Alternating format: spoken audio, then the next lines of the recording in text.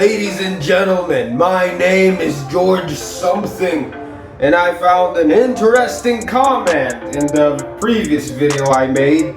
It's about WWE going back to TV-14, and that's very, very good news. That's a breaking fucking news. That's an amazing news. Here's my stance on the news. It's a good start because the shackles that play the show, Childish and Stupid, have been taken off. But if the show is gonna be good, it needs a lot of work. Yes, you are correct. Let's take a look at his suggestions, alright? Number 1, release a lot of the jobbers that litter the roster. The roster is hurt by the sheer number of jobbers in it. That is correct though. I say get rid of them. Now, not all of them. Yes, you still need jobbers for enhancement talent. Like, you're pushing a star, you need jobbers. Jobbers are there to get beat up by the main stars. Alright? So we need jobbers. Number 2, dump all the writers they've got now and hire writers that actually know how to write a wrestling show, such as I said, Vince Russo. They need Vince Russo in order to make this work. Making the show TV-14 ain't gonna cut it. We need creative writers. Writers who know how to write shit. Writers who know how to write a wrestling show. How to structure a wrestling show. How to structure characters. Alright? We need people like Vince Russo who made the Attitude Era work. We need people like Jim Ross who can filter the talent. You guys remember what Vince Russo said? He was handed a JR roster, a Jim Ross roster, which means Jim Ross chosen or picked the wrestlers who are gonna be in the roster. So we need people like Jim Ross and Vince Russo in the show, in production, in creative. We need them. We need people like them. I've heard WWE Today has 100 writers now. What the fuck are they writing? But if WWE doesn't hire Vince Russo, okay then hire someone else who's as good as him. Or please, for the love of God, just hire creative writers. Hell, hire us, hire me, hire the BDF network, hire the BBT network, hire the Smart Busters. Some of the YWC people here, hire them to write for your show. But that's just a suggestion, y'all. Number 3, stop catering to the smarks. They've stopped catering to the kids, so they need to stop catering to the shitheads that keep ruining and hijacking every show and let them jerk off to AEW and Impact. Never mind, Impact is dead. Can you guys stop catering to the Dave Meltzers, to the fucking smarks, these shitheads, these fat asses who jerk off to Japanese wrestling, these fucking Japanese wrestling with, you know, where they kiss each other, they 69 each other. Can they stop catering to the fucking smarks and start catering to the casual audience? Make storylines that are fucking controversial, so that people will go, hey man, this controversial shit happened on Raw. Let's watch it. And then they will share it to their friends, to other people, and casual people, and the normal people. Bam! Ratings will go high, will go up. Number 4, bring in people with star power.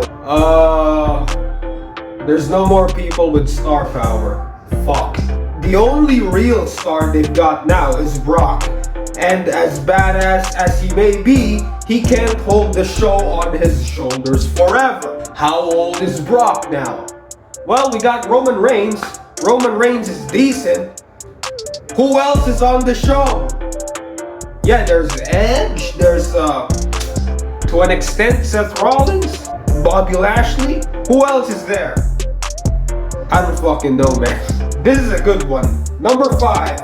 Fire all the ugly, boring charisma vacuum She-Hulks that can't wrestle and bring in more hot women who have an actual character as well as mic skills.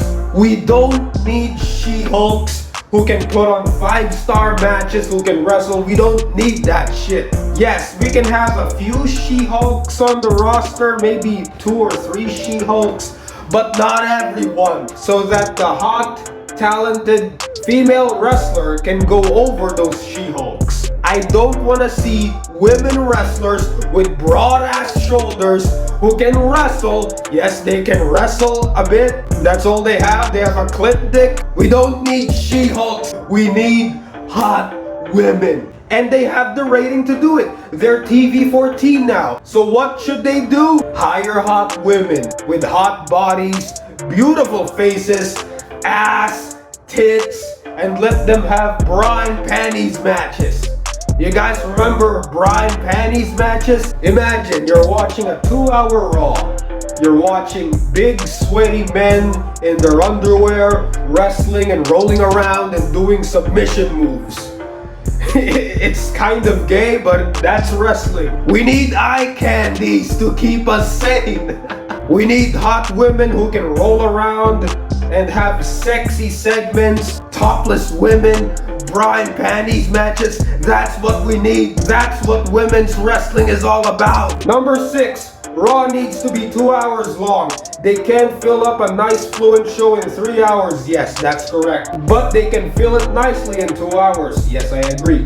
Without all the filter and needlessly stretching it out just for the sake of making it the whole 3 hours. Just make it 2 hours. That's all you need. How long are movies? Movies are an average of 2 hours. Sometimes 1 hour and 30 minutes. Raw is longer than most movies. What the fuck? They're as long as Avengers Endgame. Raw needs to be 2 hours, not 3 hours. By the 3rd hour, the crowd is out of energy and now it's fucking boring. Number 7, more story focus, less match focus. Yes! Back in the day, no match will go longer than 10 minutes. Most of the show is filled with backstage segments, promos, vignettes. The pay-per-view is where they should focus the wrestling. That's why they have pay-per-views. The Raws and SmackDowns are there to build up the story for the eventual pay-per-view. They pay for the pay-per-views because they love the story, the build-up during the Raws and SmackDowns. All credit goes to Philly Cheesesteak. If you're a YouTuber, then go subscribe to Philly Cheesesteak or whatever. Like, he's the reason why I made this video, because his comment is very good. It's very critical. I like and love comments like these. Number 8, ditch the gimmick pay-per-views. Yes! Because of these gimmick pay-per-views, matches like Hell in a Cell has lost meaning to it now. These hurt story development by making certain matches a scheduled gimmick at a named pay-per-view, by not letting them use the match at a proper time to blow off a feud. Back in the day, Hell in a Cell matches were made or were used to finish off an intense feud. Matches like Triple H versus Shawn Michaels in a Hell in a Cell, just to finish off their year-long feud. What else? Matches like Triple H versus Batista in Hell in a Cell for the World Heavyweight Championship. That gruesome, bloody match. What else? Triple H versus Cactus Jack. Undertaker versus Mankind. That 6-man Hell in a Cell. Shawn Michaels versus The Undertaker at Hell in a Cell, where they make the debut of Kane. Does anyone know the term of less is more? We can apply that to the fucking pay-per-views. Number 9, more hard rock and metal themes. Hip-hop and pop doesn't go with wrestling. Correct. Back in the day, when you tune in to Raw, you open Raw, and you listen to the theme song, that awesome Attitude Era theme song. It's the life of the soul of me. Talking my heart, the soul of me. I don't know the lyrics, but Soul of Me. That's probably the name of the Raw theme song back in the day. Soul of Me, was it Soul? And then the Ruthless Aggression Era theme song. Move to the music, yeah, there's the music. Move the fucking music, yeah. It gets you hyped for the show. It gets the blood pumping. It's like you're watching that show. You listen to the theme song. It sets the tone. Wow, this is a good ass theme song. This is a good ass show.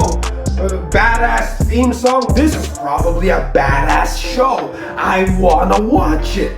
Hard metal and hard rock, that is where wrestling fits, right? Or it fits wrestling. So yeah, he made 9 ways to make WWE better. There's actually one more. You guys want to hear it? I've made this one myself. But this is my opinion, alright? I don't know with you guys. In my opinion, lessen the house shows, the live events, lessen it. Like you can still do house shows, but not every day. Let the wrestlers rest. Working 360 days a year? What the fuck is that? You're gonna burn out your talent. You're gonna injure your talent. They're gonna have muscle tears. They're gonna have injuries because every single day, 24/7, they get beat up. We need longevity. If you want wrestlers to perform at a 110% every Raw, every SmackDown, and every pay-per-view, let them rest. But yeah, I'm not sure. I'm not sure if they have a rest day or 2 days of rest day. I'm not sure. I'm not a wrestler. But I have experienced getting slammed on the mat. And I gotta say, yes, the action is fake. Wrestling is fake. They're not hurting each other for real. But when you get slammed on the mat, power slammed on the mat, on the canvas, it fucking hurts like hell. It's not a joke. I tried it myself. I asked someone to power slam me to a wrestling ring, and it fucking hurts. It's not a foam, it's not a trampoline, it's fucking plywood with some foam and rubber shit that they put on. It's not a joke, it fucking hurts. I really want wrestling to be better. I want wrestling to be good. Fucking hell. It ain't nothing if it's from George something. I'ma head out.